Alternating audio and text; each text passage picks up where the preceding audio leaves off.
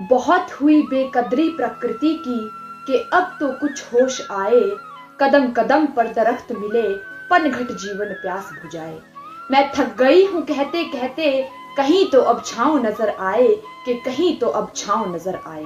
परम सम्माननीय नीर क्षीर विवेकी निर्णायक मंडल महोदय, मैं अनमोल शर्मा जिला कुल्लू का प्रतिनिधित्व करते हुए जिस विषय को लेकर यहाँ पर उपस्थित हूँ वह है जलवायु परिवर्तन और आपदा जोखिम नियंत्रण, सुस्थिरता को जीवन शैली बनाना।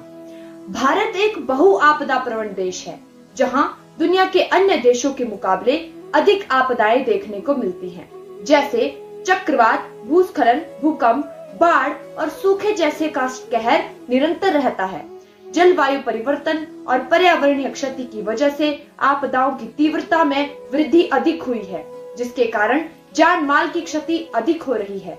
हमारे देश के यशस्वी प्रधानमंत्री श्रीमान नरेंद्र मोदी जी द्वारा सभी विकास परियोजनाओं में आपदा जोखिम में कमी के तत्वों के निर्माण पर जोर दिया गया है और सभी प्रकार की आपदाओं के लिए वैश्विक जोखिम मानचित्रण प्रयासों को नवीनीकृत करने के अपने 10 सूत्रीय एजेंडे के हिस्से के रूप में आपदा जोखिम को कम करने की बात कही है और आपदा जोखिम न्यूनीकरण के लिए सेंडाई फ्रेमवर्क को 2030 तक पूर्ण करने का लक्ष्य भी निर्धारित किया गया है।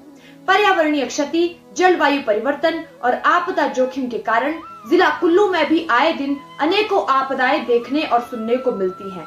उदाहरण के लिए हाल ही में 2018 में आई बाढ़, बंजार का बस हादसा, कोटला और मलाना गांव में लगी भीषण आग इत्यादि।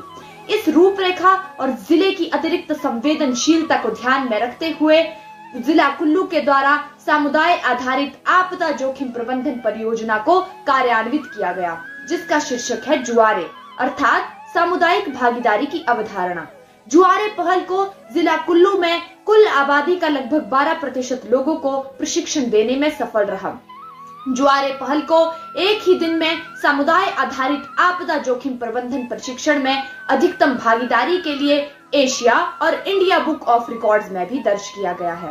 इसी के साथ प्राकृतिक आपदाओं व त्रासदियों को कम करने के लिए जीवन में अपनी जरूरतों को नियंत्रित करना होगा, क्योंकि यही जरूरतें पर्यावरण को अनेक प्रकार से प्रभावित करती हैं। अपनी जीवन शैली में इसकी स्थिरता के लिए हर प्रकार से अपने घर, परिवार, समुदाय स्तर पर लोगों को जोखिम के प्रति जागरूक करना होगा, तभी पर्यावरण को बचाया जा सकता है। इसे रोकना और रोकथाम जनमानस के ऊपर निर्भर है, परंतु प्राकृतिक आपदाओं को रोकने के लिए पर्यावरण को बचाना बेहद आवश्यक है। भारतीय परंपरा में प्राकृतिक संपदा को बचाने और इसके संवर्धन के लिए जल, वायु, धरती, वन, पर्वत और बादलों को देवता की उपमा का विधान है।